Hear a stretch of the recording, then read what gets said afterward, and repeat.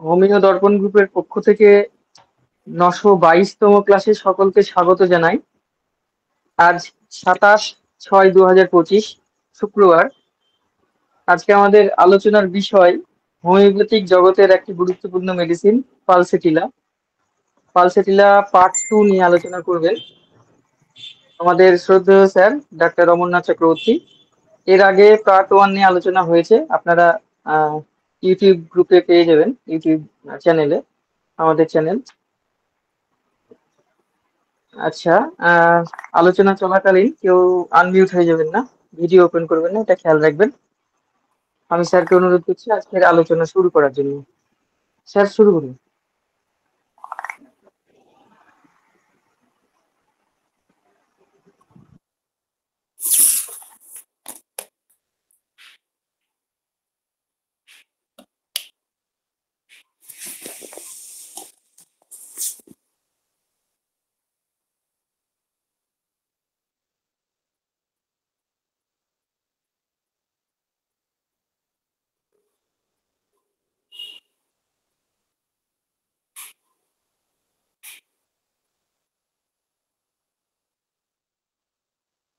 এবার আমি শুরু করছি।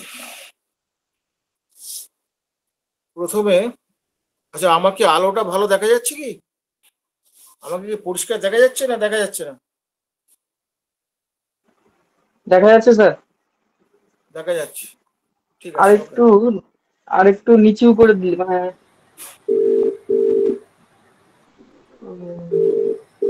একটু নিচু করব? না না, ওই আলো আলো দেখা যাচ্ছে একদম, মানে আপনি আলোর অপোজিটে আছেন তো। আলোটা এবার দেখা যাচ্ছে না? হ্যাঁ, ঠিক আছে স্যার, ঠিক আছে, ঠিক আছে, চলো। ঠিক আছে, ওকে। আমরা আজকে পালসেটিলার দ্বিতীয় পর্ব শুরু করতে চলেছি। শুরুর আগে উপস্থিত সকল চিকিৎসক বিন্দুকে হোমিও দর্পণের পক্ষ থেকে এবং আমার ব্যক্তিগত পক্ষ থেকে আমি প্রত্যেককে আন্তরিক প্রীতি শুভেচ্ছা জানাই, সিনিয়রদের প্রণাম জানাই।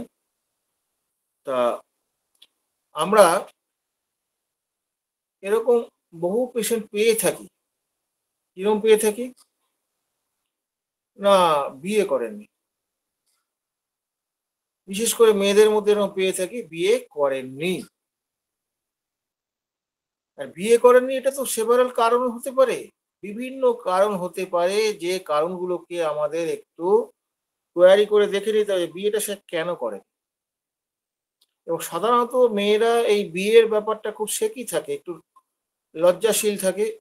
কারণ অনেক সময় হয় কি, তার বাবা মায়ের, কি বলবো, অক্ষমতার জন্য হতে পারে, বাবা মায়ের বোধ বুদ্ধির অভাবের জন্য হতে পারে। অনেক সময় দেখা গেল সে হয়তো কোনো ধাক্কা খেয়ে যে কাউকে ভালোবেসেছিল, তারপর থেকে সে আর বিয়ে করলো না। অনেকগুলো ফ্যাক্টর তার থাকতে পারে। বা আমি যে ফ্যাক্টরগুলো বললাম, এই ফ্যাক্টরের বাইরেও কিন্তু আরো থাকতে পারে। তা এইটা যদি তদন্ত করা যায়, এটা শুধু মেয়েদের ক্ষেত্রে না, পুরুষদের ক্ষেত্রে তদন্ত করা যেতে পারে।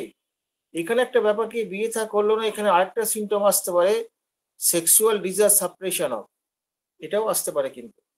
ফলে বুঝতেই পারছেন, সে বিয়ে করলো না কেন, সেখান থেকে কি কি সিমটম আসতে পারে সেটা ভাবতে হবে। বিয়ে না করার কারণটা কি, সেটা যদি কোনো ইয়ের জন্য যদি হয়, কোনো প্রেজুডিসের জন্য যদি হয়, কোনো ভ্রান্ত ধারণার জন্য যদি হয়, তখন পালসেটিয়াল ক্ষেত্রটা আসছে আমাদের। এবং এরা কি বিবাহ করাটা পাপ মনে করে, শুধু বিবাহ বিবাহ করলো চাপে চুপে পড়ে কোনোভাবে করলো, বিবাহের পরে তার সঙ্গে যৌন সম্পর্ক করতে সে কিন্তু পাপ বোধ করে। যৌন সম্পর্ক বোধে পাপ করে, যদি তার যৌন সম্পর্কে ইচ্ছে থাকে অথচ পাপ বোধের জন্য যদি না করে, সেখানে কিন্তু সাপ্রেশন অফ সেক্সুয়াল ডিজায়ার আসবে। আমি এর আগে ক্লাসে আমি এক প্রফেসরের গল্পটা আমি বলেছিলাম আপনাকে। হ্যাঁ, সাপ্রেশন অফ, তার ইচ্ছে আছে কিন্তু ব্যাপার হচ্ছে ওই যে পাপ বোধ, বা বা এমন হতে পারে যে তার স্বামীকে হয়তো কথা দিয়েছিল, স্বামীর এরকম ছিল, স্বামী হয়তো চেয়েছিল যে বিয়ে করবে, সে ধর্মীয় কারণে বিয়ে করবে, কিন্তু তার সঙ্গে সম্পর্ক করবে না সেক্সুয়াল। সেই কথা রাখার জন্য সে কিন্তু এই সে নিজেকে দমন করে রাখতে পারে। এই দমন করে রাখলে তখন সাপ্রেশন অফ সেক্সুয়াল ডিজায়ার হবে। কিন্তু এমন কিছু ক্ষেত্র আছে যেখানে সে স্ত্রী তার সঙ্গে কিছুতেই স্ত্রীর সঙ্গে মেলা যাবে না, বা রোগীটা কি মনে করছে যে এই যে যৌনতা যেটা, এই যৌনতাটা একটা পাপ বলে মনে করে। কিন্তু যৌনতাকে আপনি পাপ বলে ভাবলে তো আমাদের সৃষ্টি তো ধ্বংস হয়ে যাবে। সৃষ্টি ধ্বংস হয়ে যাবে, বংশ পরম্পরা সব নষ্ট হয়ে যাবে। ফলে এটাকে তো পাপ বলা যাবে না, এটা একটা অত্যন্ত প্রয়োজনীয় জিনিস। প্রয়োজনীয় জিনিস, তার ধারণাটা কোথায়? তার ধারণা যে সে যদি যৌনক্রিয়া করে তাহলে সে কি হবে না, ঈশ্বরের আশীর্বাদ থেকে বা ঈশ্বরের করুণা থেকে সে কিন্তু বঞ্চিত হবে, এরকম একটা ব্যাপার থাকে। শুধু তাই নয়, এই যে কার্যক্রমটা, এটা অবিরাম তার মনের মধ্যে চলতে থাকে। অবিরাম এটা নিয়ে সে ভাবনা চিন্তা করে, দিনের পর দিন ভাবতে ভাবতে একটা সময় কি হয়, কিছুটা পাগলের মতো হয়ে যায়। এই পাগলের মতন হয়ে গেলে তখন সে কি করে, উত্তর কি হ্যাঁ অথবা না, কথা সে বলতেই চায় না, নিজেকে গুটিয়ে নেয়। এই যে নিজেকে গুটিয়ে নেয়া, কথা উত্তর দিতেও যেন তার কষ্ট, এই যে জায়গাটা, দিস ইজ সাইকোটিক ফেনোমেনা। মানে এই যে পালসেটিয়ার মধ্যে সাইকোটিক ফেনোমেনা, এই জায়গাটা কিন্তু একটা খুব গুরুত্বপূর্ণ জায়গা। অনেকে আবার এমনও দেখেছি, এটা আমার প্র্যাকটিক্যাল এক্সপিরিয়েন্স থেকে বলছি, তার একটা বাচ্চা হয়ে গেছে, সংসারের প্রয়োজনে আমি বাচ্চা নিয়েছি, আর তোমার দরকার নেই সেক্সুয়াল ইয়ে করার, এটা পাপ। এইরকম পেশেন্ট আমি কিছু পেয়েছি। আমি শুধুমাত্র এই বইয়ের অবজারভেশন আর প্রুভিং সিমটম কিন্তু এক নয়, কিন্তু অবজারভেশন অত্যন্ত গুরুত্বপূর্ণ বিষয়। এই অবজারভেশনটা যদি আপনি না করতে পারেন তাহলে আপনি ভাবনা চিন্তাটা করবেন কি করে? ভাবনা চিন্তা করার তো একটা রাস্তা চাই আপনার। তাহলে কি হলো না, তিনি প্রশ্নের উত্তর প্রায় দিতে চান না এবং উন্মাদের মতন হয়ে যায়। এবং এই উন্মাদ যে হয়ে যায়, এখানে একটা ভাব, কারা কোন টাইপের মহিলার উন্মাদ হয়ে যায়? উন্মাদ হলে কি পালসিটাল দিতে হবে? তা তো নয়। দেখতে হবে তাদের পূর্বের ইতিহাস, পাল সৃষ্টিতে তাদের দেখা যাবে তারা নম্র, ভদ্র, শান্ত, সহজেই কেঁদে ফেলে। এইরকম প্রকৃতির মহিলা যারা আছে তারা যদি এরকম হয়ে যায়, সেই ক্ষেত্রে আমরা পালসিটালের কথাটা ভাববো। তাহলে বোঝা গেছে ব্যাপারটা। এখানে একটা জিনিস বোঝার, এখানে একটা বোঝার জিনিস আছে যে আমি যে সিমটম গুলো দেখছি, তার পাস হিস্ট্রিতে বা পাস্টে কি রকম তার সিচুয়েশনটা ছিল, কি টাইপের সেটা ছিল, সেই সিমটম গুলো কিন্তু আমাকে বার করতে হবে। যদি বার না করতে পারি তাহলে কিন্তু আমরা পালসকে আমরা চিনতে পারবো না। পালস মানে এই নয় যে ওরকম করলো আমি পালস এটা দিয়ে দিলাম, তা তো নয়। পালসের চরিত্রের সঙ্গে তার মিলতে হবে তো। এবং ফিলোসফি আমাদের কি শিক্ষা দেয়, তার বংশ, তার অতীত, বর্তমান, এই তিনটে জায়গাকে আমাকে তন্ন তন্ন করে খুঁজে তারপরে আমাকে কি করতে হবে না, ওই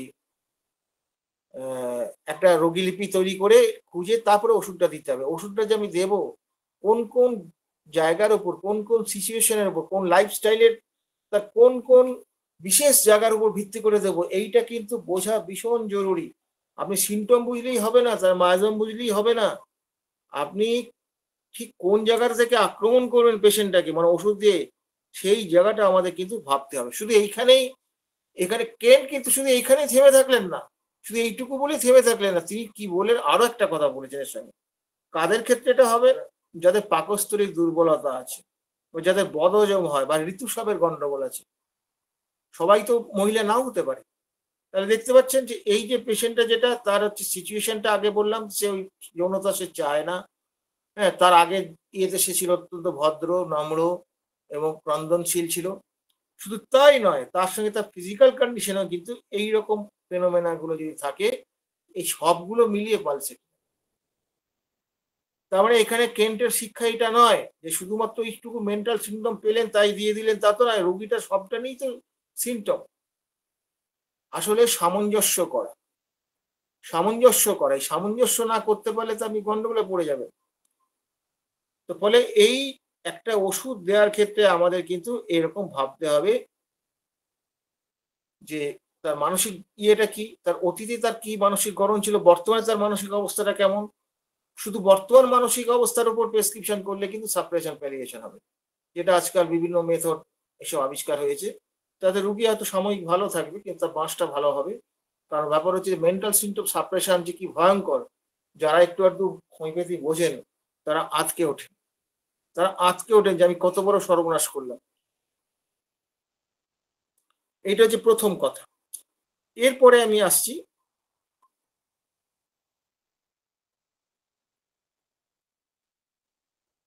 পালসের বৃদ্ধি নিয়ে, বৃদ্ধি বা উপশম নিয়ে আসছি।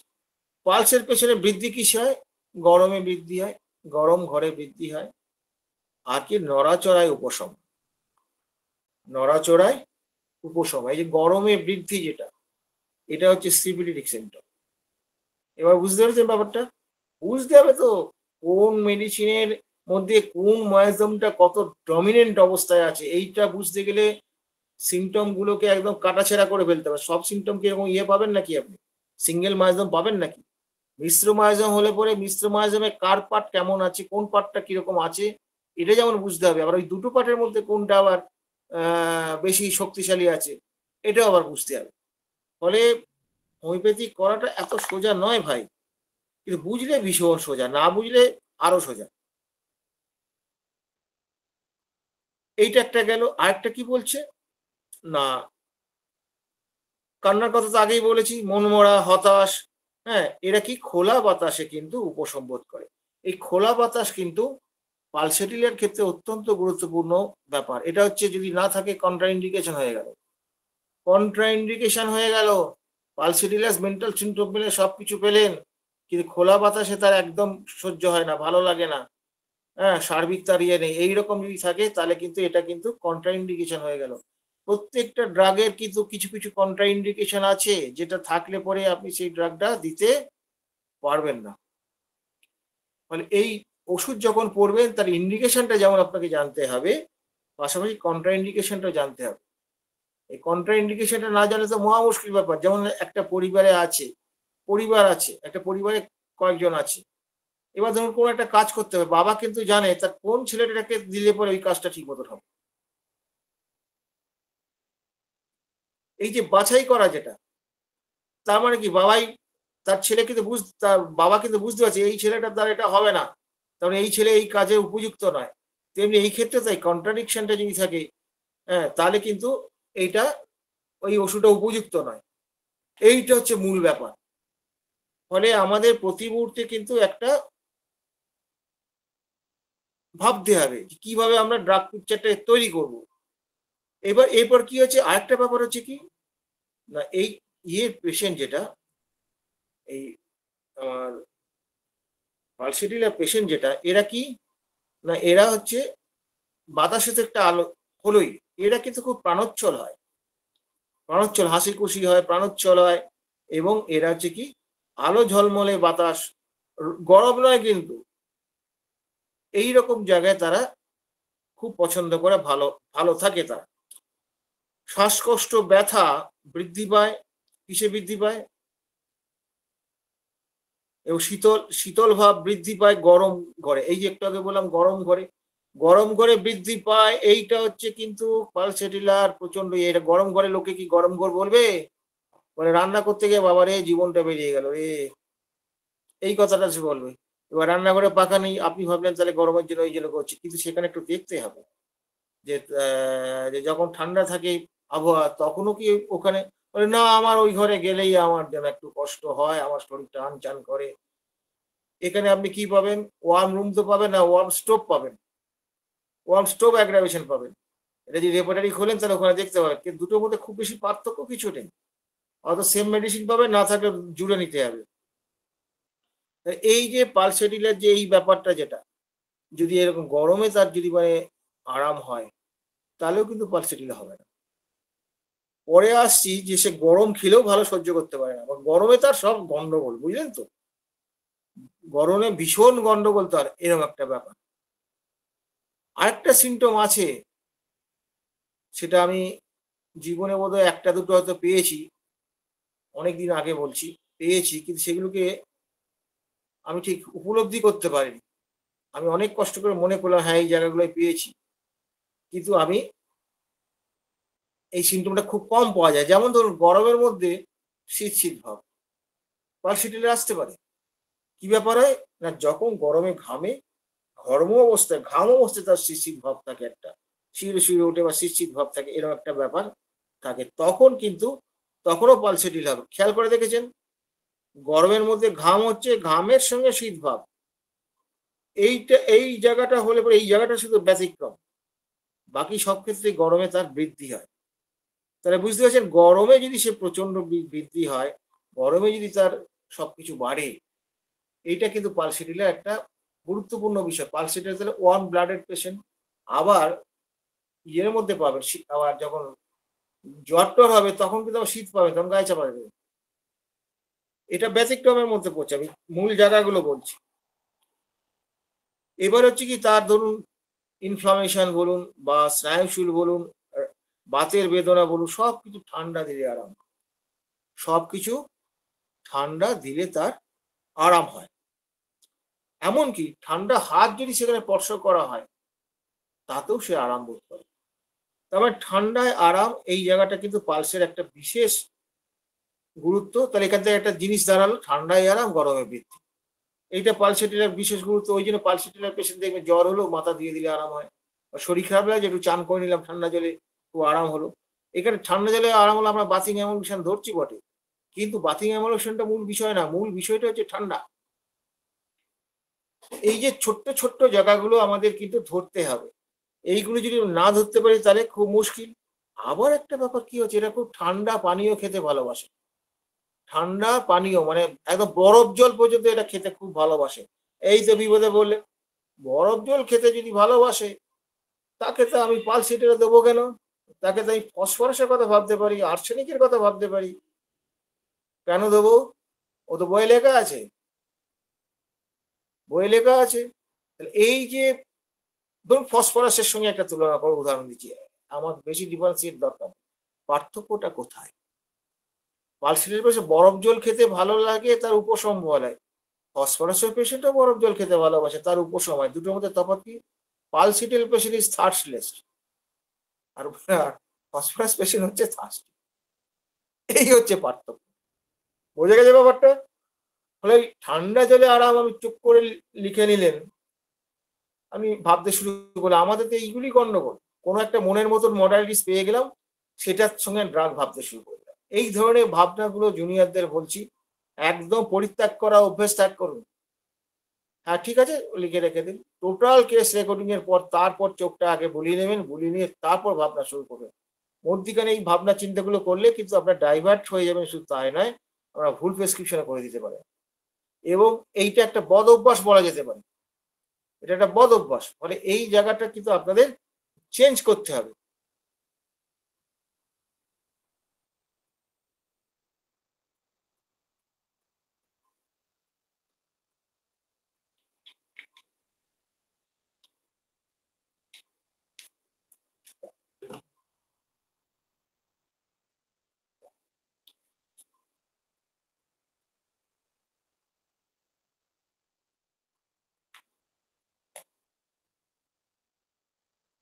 এবার আমি আসছি, এরপরে আমি একটু চলে যাচ্ছি পালসেটারি আলোচনা করব। পালসেটারিতে কি বলছে? খাবার পরে অনেক লক্ষণ বৃদ্ধি পায়, এবং মনে হচ্ছে পাকস্থলীর মধ্যে কি একটা যেন দলা পাকিয়ে আছে। এই দলা পাকিয়ে আছে বলে লাম সেন্সেশন, এখানে অনেক ওষুধ পেয়ে যাবেন। কিন্তু ব্যাপারটা হচ্ছে কি, শুধুমাত্র সিমটমটা নিলে হবে না, এর সঙ্গে তার কি হচ্ছে, এই যে খাবার পর যে বৃদ্ধি যেটা হচ্ছে, এবং এই যে খাবার পর বৃদ্ধি যেটা, এটা যেমন হচ্ছে, এটা বৃদ্ধিটা কখন পায়? সকালের দিকে। আর মানসিক লক্ষণ বৃদ্ধি পায় সন্ধ্যের দিকে। আমরা কিন্তু সন্ধ্যের দিকে বৃদ্ধি বলে পালসিটিলাকে সব দিক থেকে ধরে রাখি, তা তো নয়। দুটো বৃদ্ধির মধ্যে পার্থক্য আছে। এবং পালসের সন্ধ্যার বৃদ্ধি এটা আমরা জানি, চোখ বুঝে ওটাকে আমরা নিয়ে থাকি। এবার হচ্ছে কি, যে চর্বি জাতীয় যে খাবার, চর্বি জাতীয় খাবার বা অধিক তেল মশলাযুক্ত খাবার একদম সহ্য হয় না।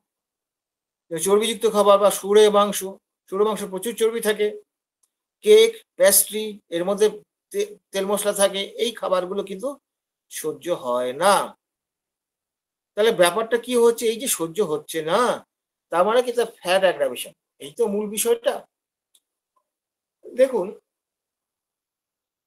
ফ্যাট অ্যাগ্রাভেশন তো আরো অনেক ওষুধে আছে। পালসিটালের সঙ্গে পার্থক্যটা কোথায়? এই পার্থক্যটা জানতে হবে। সেটা হচ্ছে কি, পালসিটাল রোগী যে খাদ্য যেটা খেলো সেটা পরিপাক হতে অনেক দেরি হয়, স্লো ডাইজেশন। লক্ষ্য করে দেখবে, slow digestion, this is psychotic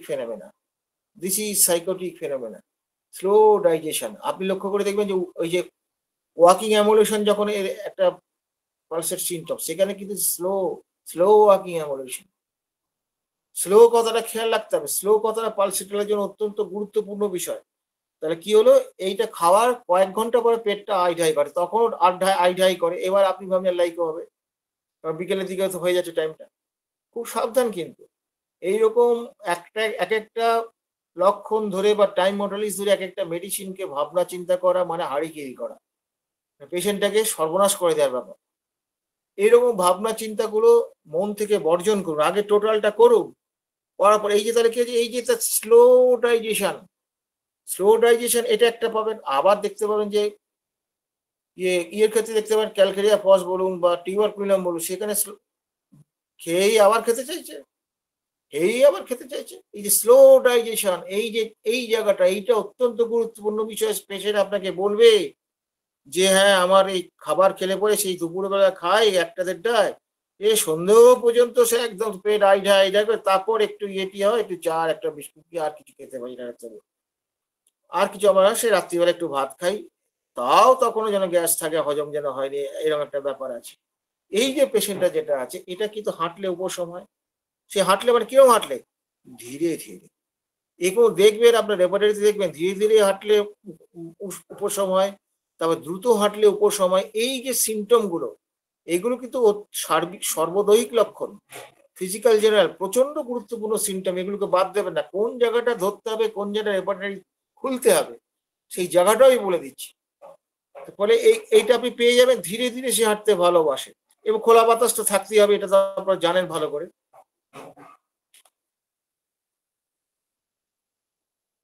তো ডিস্টার্ব হয়ে গেছে।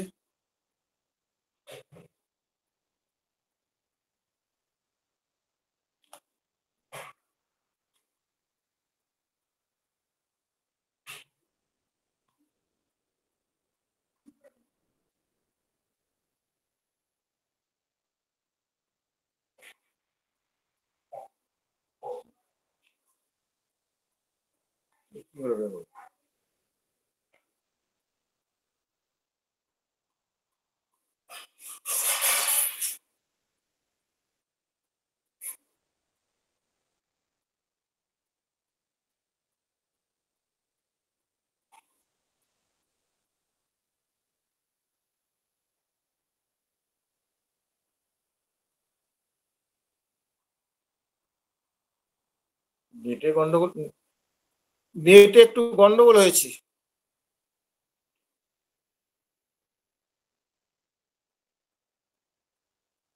ঠিক আছে, অন্যভাবে করছি। স্যার শোনা যাচ্ছে? নেটে শোনা যাচ্ছে, কিন্তু আমি তো আমার হ্যাঁ আবার পেয়ে গেছি, আবার হয়ে গেছে। আমি অন্য মোবাইলে আমি লেখাগুলো লিখে রেখেছি না।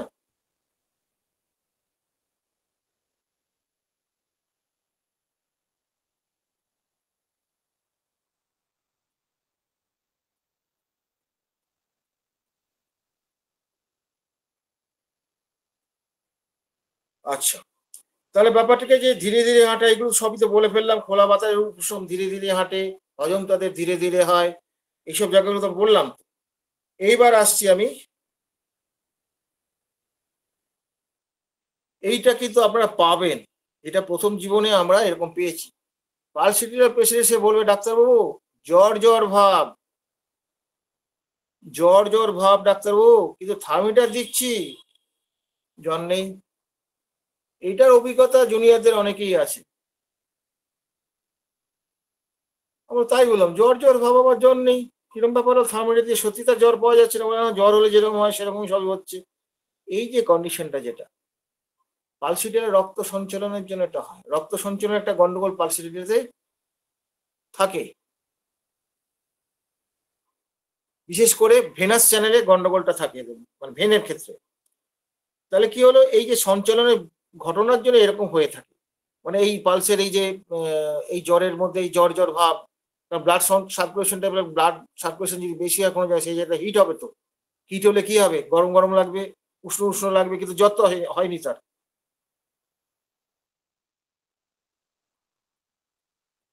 এবং এই যে তার গরম ভাব, এই গরম ভাবের জন্য পালসেটিলার পেশেন্ট কিন্তু অধিক গরম কাপড় পরতে পারে না। তার মানে তার অ্যাকচুয়ালি হট পেশেন্ট তো, হ্যাঁ, সে হচ্ছে পড়তে পারে না। সেই জন্য ঠান্ডা, মাঝারি ঠান্ডার যদি পরিবেশ থাকে সেটাই সবচেয়ে তার ভালো লাগে। এইটাই তার খুব পছন্দের জিনিস। জামাকাপড় সে বেশি পরতে পারে না। বিশেষ করে উলের জামাকাপড় পরা তার পক্ষে খুবই গন্ডগোল। উলের জামাকাপড় পরলেই তার চুলকায়, ইচিং হয়। এটা সে পরতে চায় না। এবং এইখানে কিন্তু পালসেটিলার সঙ্গে সালফারের খুব মিল আছে। যদিও সালফারের চরিত্র আলাদা, সেটা আপনারা রেকর্ডিং করলেই বুঝতে পারবেন। সালফারও গরম কাতর, পালসেটিলাও কিন্তু গরম কাতর, কিন্তু তফাৎ তো অন্য জায়গায়। মেন্টাল সিমটমের তফাৎ, তারপর ধরুন মেন্টাল সিমটমের তফাৎ আছে, তারপরে যে ধরুন খাদ্য খাদ্যাভ্যাসে কিছু তফাৎ আছে, পার্থক্য আছে। এই পার্থক্য দিয়ে আমরা পালসেটিলার সঙ্গে আমরা সালফারের ডিফারেন্স অবশ্যই করতে পারবো। ফলে এইখান থেকে আমাদের ভাবতে হবে যে গরম গরম কাতরতা, গরম জামা কাপড় পরা, এইগুলো তার পক্ষে খুবই মুশকিল। এবং আগেকার যুগে কি হতো, আজকের যুগে না, বহু আগে কি হতো না, বসন্তকালে কি করা হতো না, গন্ধক দিয়ে রক্ত পরিষ্কার করা হতো। গন্ধক দিয়ে রক্ত, তার মানে গন্ধক ব্যবহার করে রক্ত পরিষ্কার করা হতো তখন। এবং আমরা ছোটবেলায় দেখেছি যে ঘা পাঁচড়া হলে পরে ওই কালে ধুঁদুল, ধুঁদুল বলতে ওই গাছে যেগুলো মানে অরিজিনাল ধুঁদুল, সে ধুঁদুল কি করে ওই জলে মিশিয়ে, জলে করে ঘষে টষে দিয়ে রক্ত রক্তি সব করে দিয়ে, তারপর কি করতো ওই জল দিয়ে, গন্ধকের জল দিয়ে ওগুলোকে ধুয়ে দিত। এরকম একটা করা হতো। তারপর নিম পাতা থেতো করে ইত্যাদি ইত্যাদি সবকিছুই করা হতো। তা এইগুলো আমরা ছোটবেলায় দেখেছি, গন্ধকের এরকম একটা ব্যবহার দেখেছি এই রক্ত পরিষ্কার করার তাগিদে। এটাও তো একটা ভ্রান্ত বিশ্বাস। এটা আজকের দিনে আর এরকম ভাবে হয় না, আজকের দিনে হয় না। কিন্তু রক্ত শোধনের জন্য কিন্তু আয়ুর্বেদিক, ইউনানি প্রত্যেকটা জায়গায় কিন্তু এরকম কিছু ওষুধ আছে, সেগুলো অবশ্যই মিশ্রণ। এই যে ওষুধের এই যে ভ্রান্ত ধারণা, রক্ত শোধন করতে হবে, এই যে ভ্রান্ত ধারণাগুলো, এই ধারণাগুলোর এগেইনস্টই তো হ্যানিম্যান অনেক কিছু করেছেন। কারণ একটা সময় জোঁক দিয়ে সব করা, কিসের জন্য না, রক্ত বার করে, দূষিত রক্ত বার করে দিলে রোগ সেরে যাবে। সেই সব জিনিসগুলো তো এখন ছিল, এখন তো সেই ফর্মে আর নেই। এখন আবার অন্য ফর্মে চলে এসেছে। কিরকম না, রক্ত করে আমি টেস্ট করে দেখবো কি কি হয়েছে। খুব ভালো কথা, নিশ্চয়ই দরকার আছে।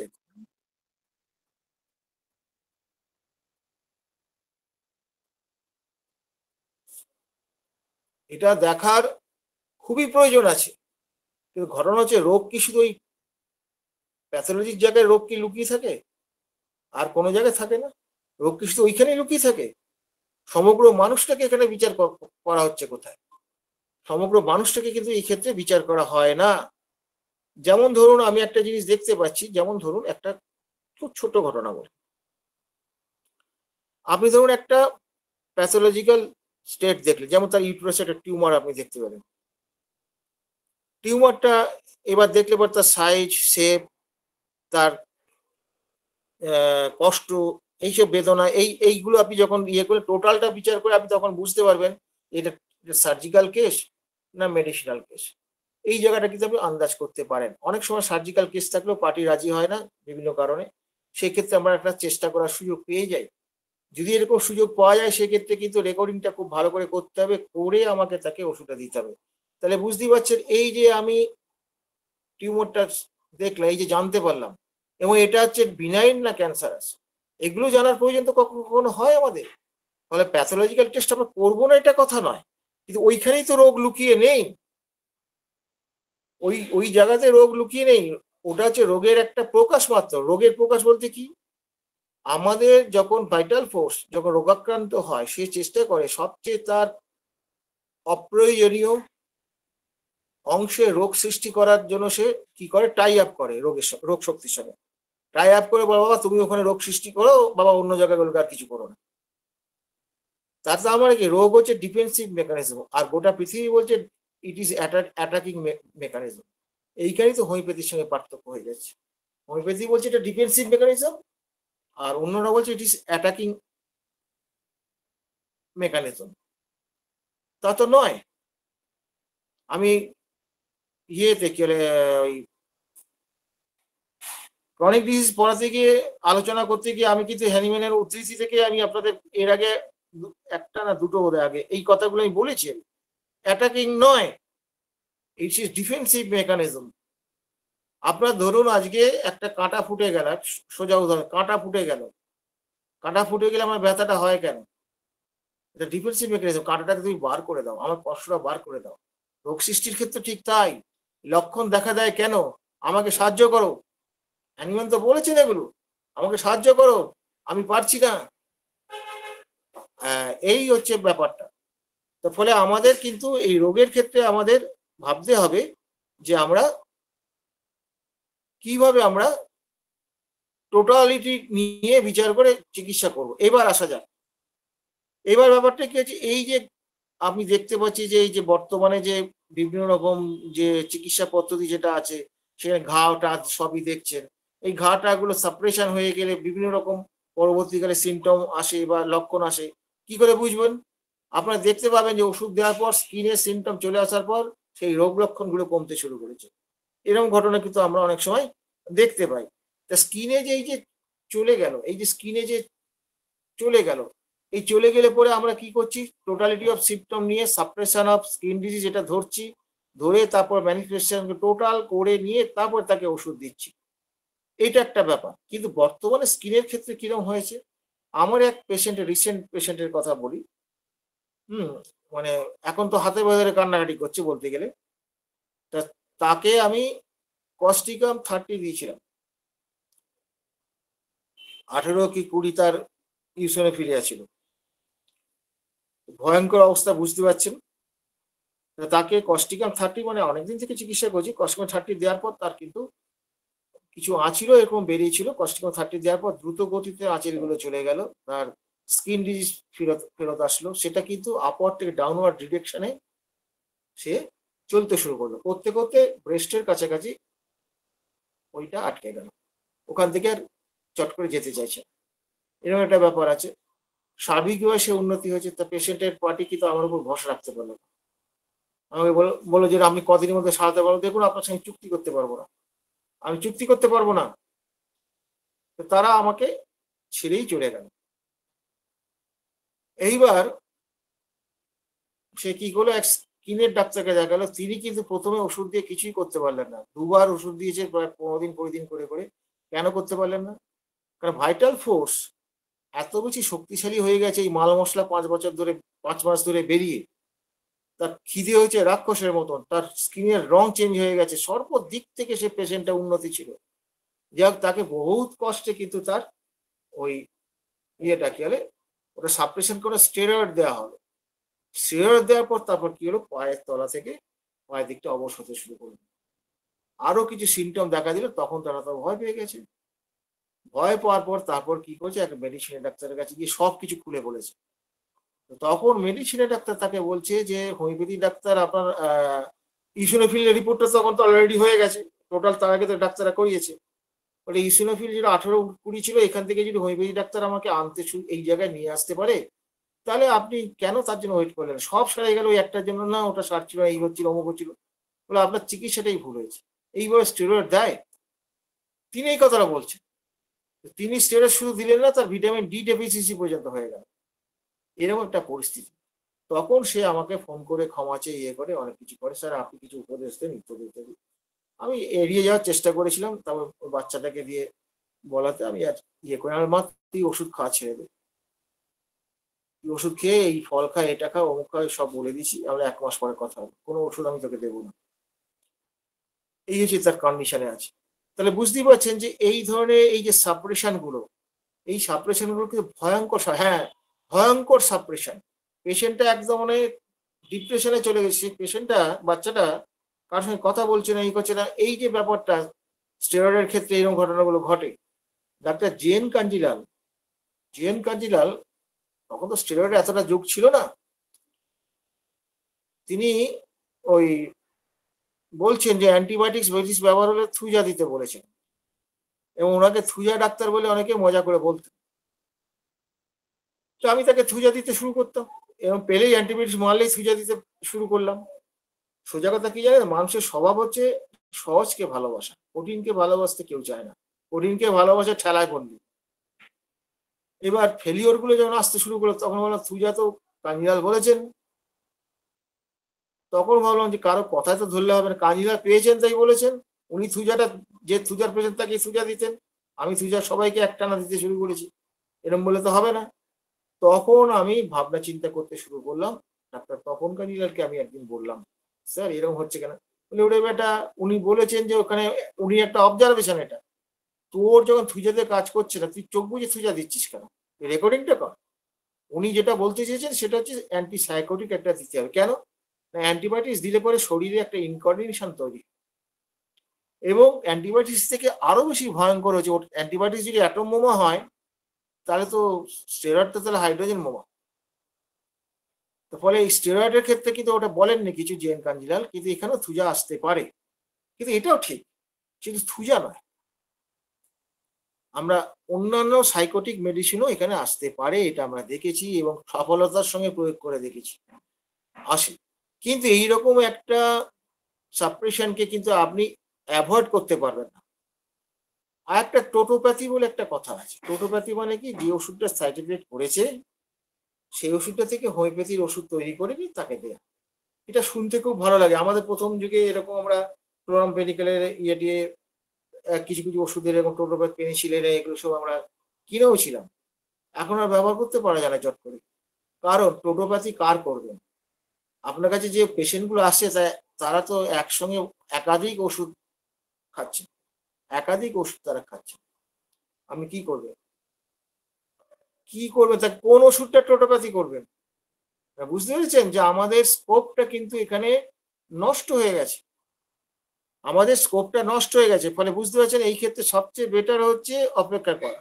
আর যদি অপেক্ষা করার মতো স্টেট না থাকে তখন সেক্ষেত্রে খুব বুঝে সুঝে ওষুধ দিতে হবে, এবং সেক্ষেত্রে রেকর্ডিংটা খুব সময় দিয়ে করতে হবে। সময় দিয়ে যদি না করেন আপনি তাহলে পেশেন্টটাকে কিন্তু নষ্ট করে ফেলবেন।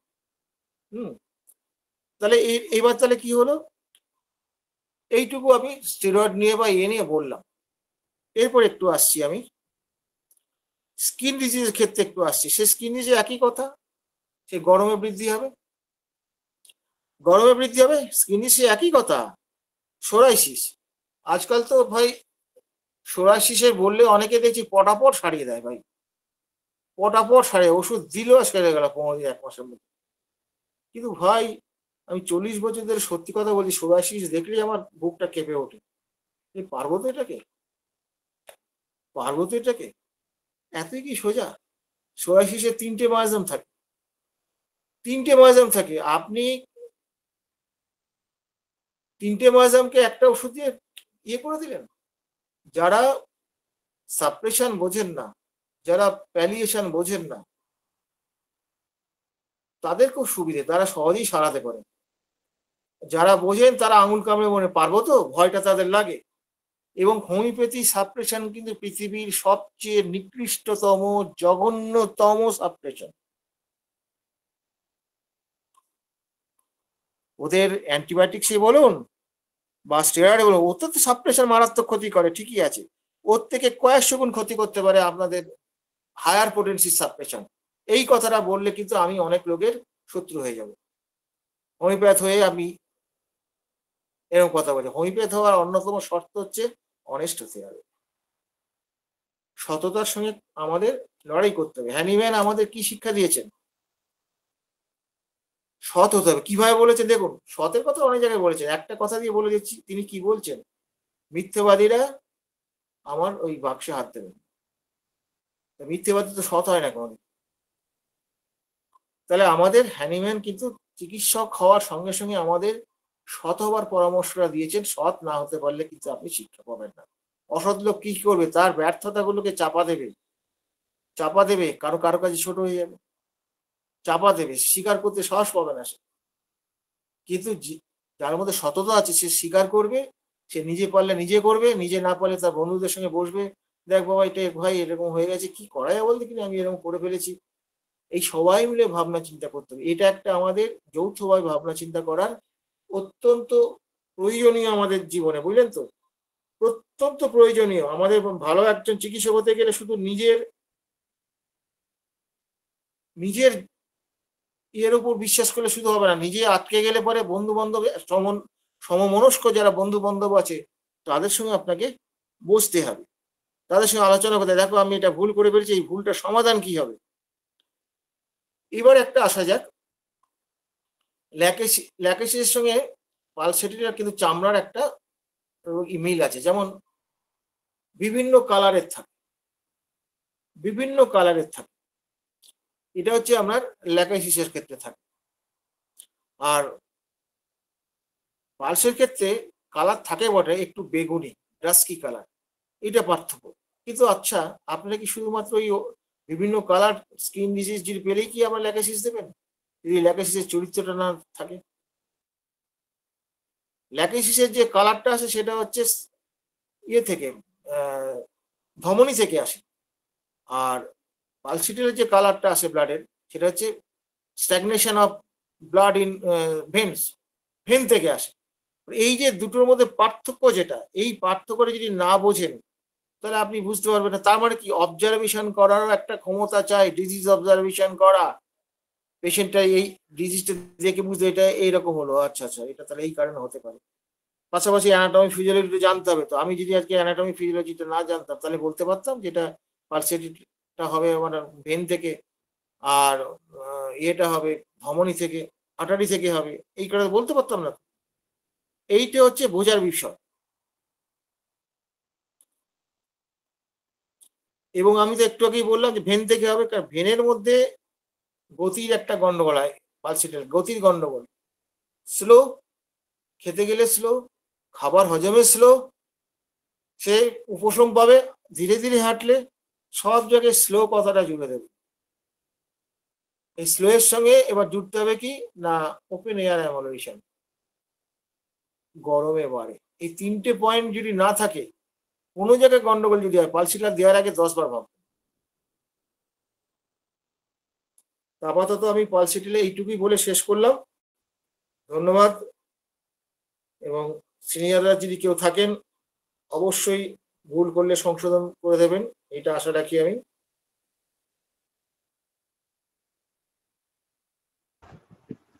অসংখ্য ধন্যবাদ স্যারকে, সুন্দর একটা আলোচনা উপহার পেলাম। এরপর আমরা চলে যাব। সুন্দর তুমি বলছো কেন? যারা এসছে তারা বলবে। না স্যার, একটু এটা তো সুন্দর, অবশ্যই সুন্দর। এখন কার কেমন লাগলো জানি না। আমরা এরপর দ্বিতীয় পর্যায়ে স্যার চলে যাচ্ছি। আমাদের মাঝে অনেক স্যার আছেন। ডাক্তার পার্থপ্রদীপ চৌধুরী স্যার, উনি তো চলে গেলেন আবার, নেটওয়ার্কের জন্য হয়তো।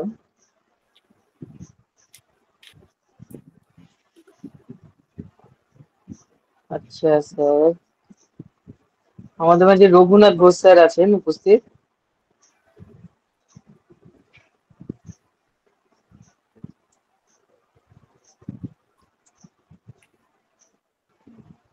না স্যার, উনিও তো মনে হয় চলে গেছেন।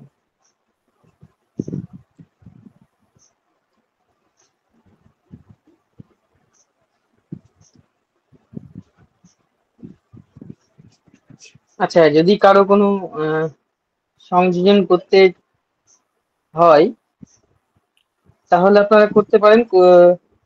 এই পালসেটিলার উপর যদি কারো কোনো জায়গায় কোনো প্রশ্ন থাকে অবশ্যই করুন আপনারা।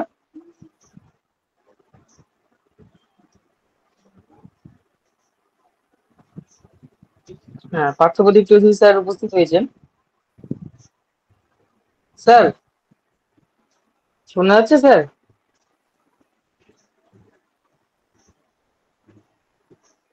পার্থপ্রদীপ চৌধুরী স্যার,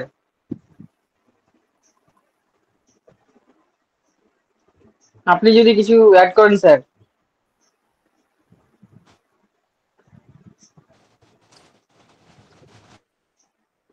স্যার আনমিউট হয়েছেন কিন্তু শোনা যাচ্ছে না স্যারকে। হ্যাঁ, নেটের সমস্যা চলে যাচ্ছে মাঝে মাঝে। ভালো হ্যাঁ হয়েছে তো, সেটাই তো স্যার। ভালো, তুলনামূলকভাবে নেটটা খুব সমস্যা হচ্ছে।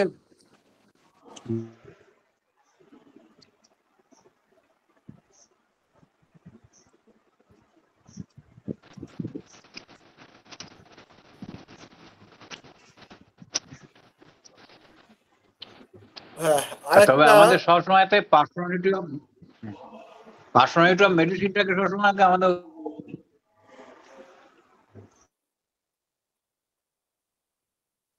আবার নেট চলে গেছে মনে হচ্ছে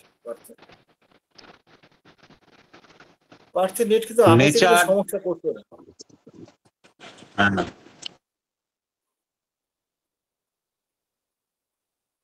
আবার গেছে মনে হচ্ছে।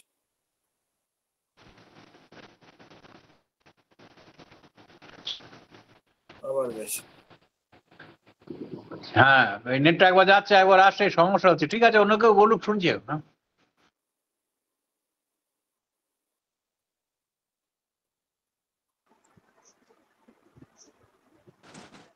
দীপেন, অন্য আচ্ছা কাউকে স্যার। বলো। হ্যাঁ, আচ্ছা আমি স্যার, আর কিছু ঠিক বলছি আছে না। স্যার, ঠিক আছে, ঠিক আছে স্যার। আচ্ছা, পালসি টিলার উপর যদি যতটুকু আলোচনা হলো, কারো যদি কোনো প্রশ্ন থাকে আপনারা করুন।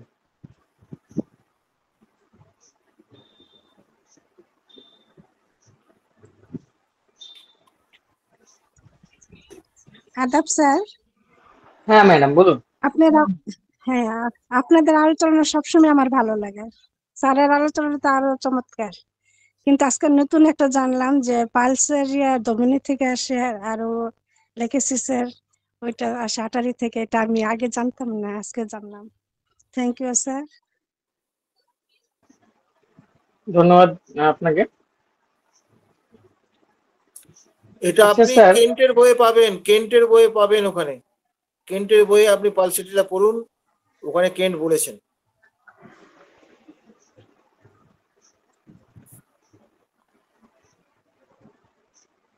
আচ্ছা স্যার, ওই পালসি টিলার ফার্স্ট লেস আছে আর ফার্স্টও আছে রেপার্টারিতে। হ্যাঁ, এবার ওই ফার্স্টটা যদি থাকে, তাহলে আমরা ফার্স্ট আছে এরকম অভিজ্ঞতা আছে এরকম আমাদের তো পাইনি, মানে রোগী দেখার ক্ষেত্রে। এটা কে বলছে আমি বুঝতে পারছি, দীপেন বলছো নাকি? ডিপেন্ড। হ্যাঁ স্যার। ওটা তুমি জ্বরের ক্ষেত্রে পাবে, থাসটা জ্বরের ক্ষেত্রে পাবে। তাহলে তো স্যার জ্বরের ক্ষেত্রে জ্বরে জ্বরের ক্ষেত্রে তো ফার্স্ট হওয়া একটা সাধারণ কমন সিমটম। হ্যাঁ, জ্বরের ক্ষেত্রে না, কমন সিমটমের মধ্যে হচ্ছে কমন কখন হবে না বলো দেখিনি। ধরো জ্বরের সময় ওটা জল খাওয়াটা সাধারণ সিমটম, কিন্তু যদি সে জলটা বলে আমি ঘন ঘন খাই, যদি সে জলটা বলে আমি 500 মতন খেয়ে নিই একসঙ্গে, তখন কি হবে? তখন ওটা ইয়ে থাকবে কি, কমন সিমটম হবে কি তখন? না, থাকবে না। হ্যাঁ থাকবে না স্যার। হ্যাঁ। এবার যে আরো যদি বলে যখন শীত ভাব আসছে তখন আমার জল খেতে খুব ইচ্ছা করে, গরম শরীরটা গরম হয়ে গেলে তখন আর ইচ্ছা করে না, এরকম যদি বলে। এইবার বুঝেছি ব্যাপার, স্যার। এইবার বিপদে পড়েছে। এগুলো পাবে বা খুঁটিয়ে খুঁটিয়ে জিজ্ঞেস করবে, ঠিক ধরে ফেলতে পারবে। খুঁটিয়ে খুঁটিয়ে যেগুলো মিস করে না। পালসিটির সঙ্গে আরেকটা ব্যাপার হয় জানো তো, অনেক সময় আর্সেনিকের লড়াই লেগে যায়। কিন্তু পেইন্টের রেপার্টারিতে পালসেটিলা হিট ডিউরিংও আছে, আর থার্স্ট লেসেও আছে, থার্স্টিতেও আছে হিট ডিউরিং। আছে তো। হ্যাঁ, দুটোতেই।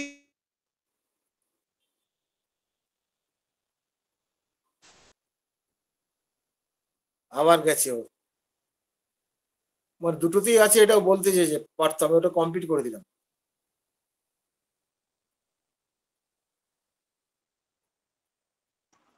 আচ্ছা, আর কোনো আচ্ছা, প্রশ্ন আছে? আর কারো কোনো প্রশ্ন পালসি টিলার উপর আপনারা করতে পারেন প্রশ্ন, এখনো আমাদের সময় আছে।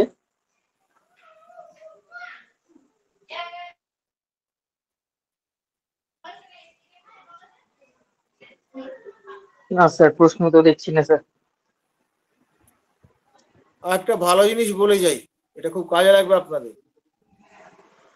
সেটা হচ্ছে যে বিয়ে বাড়িতে এই কথাটা বলি কেন, মানে অনেক ইয়ে এই ভুলগুলো করে।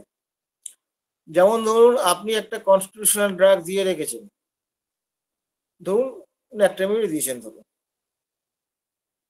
দেওয়ার পর পেশেন্ট কিন্তু সর্বদিক থেকে ইমপ্রুভ করতে শুরু করেছে, উন্নতি করেছে, সব ঠিক আছে। এইবার সে বিয়ে বাড়িতে খেয়েছে, আচ্ছা করে গুছিয়ে খেয়েছে, পেয়েছে, খেতে রান্নাটা খুব সুন্দর হয়েছে, আর লোক সামলাতে পারেনি, মানুষ তো খেতেই পারে। আর বিয়ে বাড়িতে সাধারণত ইয়ে হয় না, ঝোল ভাত হয় না, রিচ খাবার খেয়েছে। রিচ খাবার খেয়েছে বললেই আমরা কি করি, কিছু পেশেন্ট আছে, কিছু ডাক্তার আছে তাকে পালসেটিলা দেয়, কিছু ডাক্তার নার্স ভূমিকা দেয়, আরো অনেক রকম আছে, ইপিকাপও দেয়, এক একজন এক এক রকম, কারো দেয়, এরকম লোকও আছে। তা আমি পালসেটিলার কথাটা আমি আসছি। তো এরকম চোখ বুঝে পালসেটিলা দিয়ে দেয়, এই জিনিসটা ঠিক নয়। তাকে দেওয়ার আগে তাকে চিন্তা করতে হবে যে সে পালসের মতো তার নেচারটা কিনা, তার মেন্টাল নেচারটা পালসের সঙ্গে কিছু মিল আছে কিনা। যদি না থাকে তাকে পালস দেওয়া যাবে না। 2 নম্বর পয়েন্ট হচ্ছে, যেহেতু ক্রনিক ডিজিজ, ক্রনিক ওষুধটা আপনার দেয়া আছে, চেষ্টা করবেন অ্যাকুট ওষুধটা এটা না দেয়া, তাকে খাদ্য খাওয়ার রেস্ট্রিকশন করে। কেন বলুন, এই ওষুধটা দিলে তার ডাইভারশন হয়ে যেতে পারে। এবং যেহেতু ওষুধটা অসাধারণ ভালো কাজ করেছে, ইমপ্রুভ করছে, ভাইটাল ফোর্স আগের থেকে তো উন্নত অবস্থায় আছে, ভাইটাল ফোর্স কিন্তু এটাকে সামলে নিতেও পারে। ফলে ওই হাত চুলকে ওষুধটা দেবেন না, খুব সাবধান। কিন্তু এই জায়গাগুলো আপনার দিয়ে কি করেন, ক্রনিক কেসগুলোকে নষ্ট করে ফেলেন। খুব সতর্ক, খুব সিরিয়াস, না হলে দেবেন না। আমি তো 99% ক্ষেত্রে মানে প্লাসিবো দিই। আর তখন একটু ইয়ে করতে হয়, একটু মানে কি বলবো, তাকে একটু বেশ ভোকাল টনিক দিতে হয় ভালো রকম। হ্যাঁ, আমি কিরকম বলি, দেখুন এটা দিয়ে আমি এখন কয়েক ঘন্টা মধ্যে বন্ধ করে দিতে পারি, কিন্তু এটা যদি বন্ধ করে দিই আপনার অন্যদিকে ক্ষতি হয়ে যেতে পারে। সেই জন্য আমি একটা হালকা ওষুধ দিচ্ছি। এই ওষুধটা আস্তে আস্তে খান, এইভাবে খাদ্য খাওয়াগুলো মেনে চলুন, আস্তে আস্তে ঠিক হয়ে যাবে। হ্যাঁ, এটা মেনে চলুন, নাহলে কিন্তু যে কাজের জন্য আপনি আমার কাছে এসছেন সেটা আমি শেষ করতে পারবো না, সফল করতে পারবো না। ঠিক আছে ডাক্তারবাবু, আমি সহ্য করে নেবো, এরকম বাধ্য করে নিতে হবে কায়দা করে। এগুলো আবার বলতে বাইরে খারাপ লাগে, যেহেতু অনেক জুনিয়র আছে তাই বললাম আর কি। এইভাবে করতে হবে। এখানে এই প্লাসিবো দেওয়াটা কিন্তু চুরি করা নয়। মোডাস অপারেন্ডিটা কি, উদ্দেশ্যটা কি, রোগীটার সার্বিক মঙ্গল সাধনা করা। মঙ্গল সাধনা করতে গেলে আপনাকে এইটুকু করতে হবে। ধন্যবাদ, এইটুকু বললাম। আর যদি প্রশ্ন না থাকে আমরা শেষ করে দেবো। হ্যাঁ স্যার, আর কারো কোনো প্রশ্ন আছে? না হলে আমরা আলোচনা এখানে শেষ করবো স্যারের অনুমতি নিয়ে। না স্যার, কোনো প্রশ্ন পাচ্ছি না। হ্যালো হ্যালো হ্যাঁ আছে স্যার। হ্যাঁ বলুন। হ্যাঁ, শুনতে পাচ্ছেন স্যার? হ্যাঁ হ্যাঁ, বলছি স্যার ওই সোরিয়াসিসের কথা বললেন, বলতে যে যে একটা বেগুনি কালার একটা এসে যায়, ঠিক ওটা সোরিয়াসিসের কোন কথা সময় বলতে আর? গিয়ে বলিনি, স্কিনে কালার আসে তো, হ্যাঁ স্কিনে স্যার। বিভিন্ন রকম কালার আসে। সেটা হচ্ছে ল্যাকোসিসের ক্ষেত্রেও বিভিন্ন রকম কালার আসে, আর ইয়ের ক্ষেত্রেও, পালসের ক্ষেত্রেও বিভিন্ন রকম কালার আসে। আর এই যে কালারটা আসে, দুটোর মধ্যে তফাৎ আছে। পালসেরটা যেহেতু একটু ওই ভেনাস ইয়ে থেকে আসে, তো ওটা একটা বেগুনি রঙের বা একটু ডাস্কি বা একটা হালকা হয়। আর ওই ইয়ের ল্যাকোসিসের গুলো খুব চকচকে হয়। এইটা হচ্ছে পার্থক্য। কিন্তু এইটুকু দেখে ওষুধ দেবেন না, ল্যাকোসিসে আদার্স চরিত্র আছে কিনা দেখে নেবেন। দুটোই গরম স্যার পাথর। ও স্যার, একটা হ্যাঁ, একটা বলুন। পেশেন্ট বর্তমানে আছে, একজন পেশেন্ট বর্তমানে আছেন আমার হাতে। উনি ওই শীত কাতর। তো আমি প্রথম যখন এসেছিলেন তখন আমি সরিনাম দিয়েছিলাম, একটা বা দুটো ডোজ। তারপর দেখলাম যে বেড়ে গেছিল। এবার কখনো বাড়ছে, কখনো কমছে। ওই আর ওই একটা বেগুনি একটা আভা চলে এসেছে, বেগুনি কালার, ঠিক লাল নয়, বেগুনি কালার। ওই তো বললাম এবং তো, ভেনাস কন্ডিশন, ওটা ভেনাস ইয়ে থেকে আসে। বেশিরভাগ সময় ডাস্ট হয়, মানে গুঁড়ো গুঁড়ো পড়ে। আবার কখনো হালকা রসের মতো থাকে। হ্যাঁ, ওটা স্যার কিছুতেই ছাড়ছে না, প্রায় 8 মাস হয়ে গেল। রেকর্ডিং করুন ভালো করে, রেকর্ডিং করে যেটা আসবে সেটা দেবেন। হুম।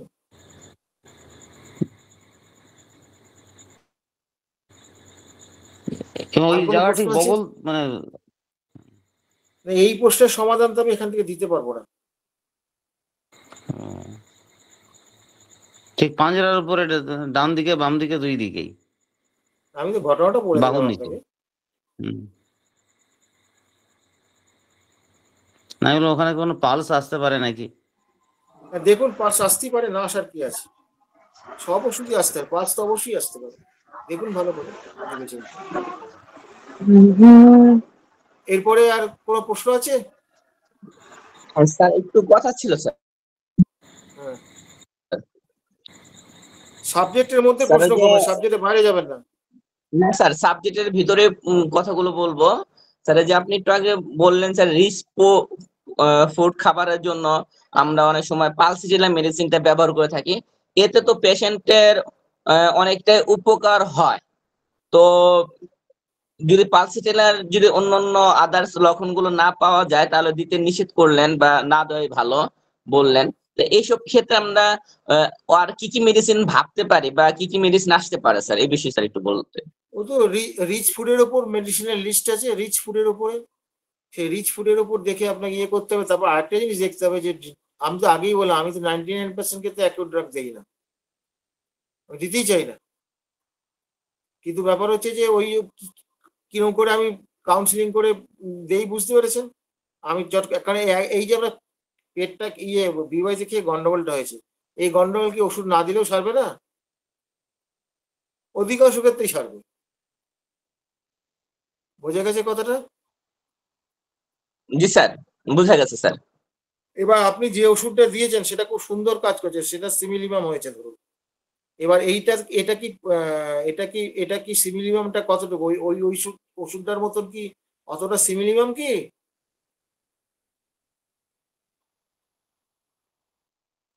তা তো নয়। এবং একটা টিপস বলে দিচ্ছি, সেটা হচ্ছে কি, যে কেস রেকর্ডিংটা করেছেন যদি কখনো ওষুধ দিতে বাধ্য হন, যে ড্রাগটা দেবেন সেই ড্রাগটার সঙ্গে ওই ওষুধের মেন্টাল সিমটম যেন ট্যালি করে, ওইটা ওই মেডিসিনের মধ্যে যেন ওই সিমটম কিছু থাকে, তবে আপনি দিতে পারবেন। আমি তো বলছি অধিকাংশ ক্ষেত্রে দেওয়ার দরকারই হয়। জি স্যার। হ্যাঁ স্যার, ওইটা ওইভাবে কেস টেকিং করে দেওয়া হয় যে কোনো, কিন্তু পালসটা ওই বিয়ে বাড়িতে মানে ভোজন টোজনের পর আন্থাপড়ি প্রায় সবাই দেন। হ্যাঁ, পালস একটু দিয়ে দিলে না না, ওটা ওটা হালকা হয়ে গেল। ক্রনিক কেসগুলো নষ্ট হয়ে যায়, ওতে অধিকাংশ ক্ষেত্রে নষ্ট হয়ে যায়। ও আপনি আচ্ছা ধরুন আচ্ছা। একটা পালসিটাজিলের কি নাক্সভুমিকা দিলেন, আপনি তো ন্যাট্রামিড টোটাল সিমিলিমার করেছেন, তো টোটাল বংশ হিস্ট্রি অতীত সবকিছু নিয়ে ন্যাট্রামিড দিয়েছেন, ধরুন কি কার্সিনেশন দিয়েছেন। এবার পালসিটিলটা কি হ্যাঁ। টোটালটা মিলে পালসিটিলটা হবে কি ওর মতো সিমিলিমাম হবে? না স্যার, না কখনোই হবে না। না। না, তাহলে আমি ওটা চট করে দেবো কেন? হ্যাঁ, যদি দেখি যে মারাত্মক কষ্ট হচ্ছে, যাচ্ছে আর আসছে, শরীর দুর্বল হয়ে গেছে, তখন তো দিতে হবে, সেটা স্টেটটা তো বুঝতে হবে। তাও তো আমি বলি কি, ওরকম দেখতে পারে কাঁচ করা তরকারি করে মেখে এইসব দিয়ে করতে বলি, তো এইসব খেতে বলি। তো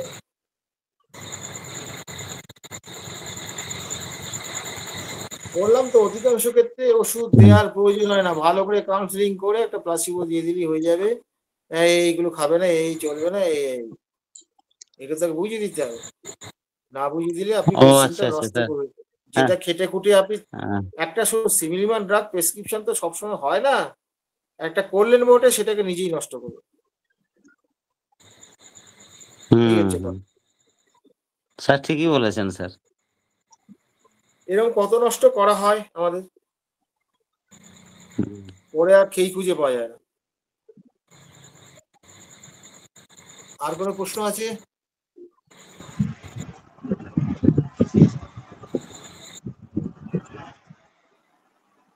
প্রশ্ন না থাকলে আচ্ছা বন্ধ স্যার। করো। সাগর, সাগর না বলছি, সাগর ঢুকেছে নাকি? সাগর মুখ দিয়ে এসে গেল কথাটা, আছে স্বাগত নাকি সাগর? এসেছিলেন। আচ্ছা আচ্ছা। তাহলে স্যার আজকে আলোচনা আমরা এখানে শেষ করছি। সকলকে শুভরাত্রি জানিয়ে আজকের আলোচনা আমরা শেষ করলাম। সকলে ভালো থাকবেন, সুস্থ থাকবেন। আবার আমরা অমৃত দর্পণে এক হবো। সকলকে স্যার আন্তরিক আগামীকাল, হ্যাঁ, আগামীকাল কি? হ্যাঁ স্যার আগামীকাল কি কোনো ক্লাস হবে? এটাই আমরা জানতে চাচ্ছিলাম মেসেজে আর কি। জানিয়ে দেবো আমরা।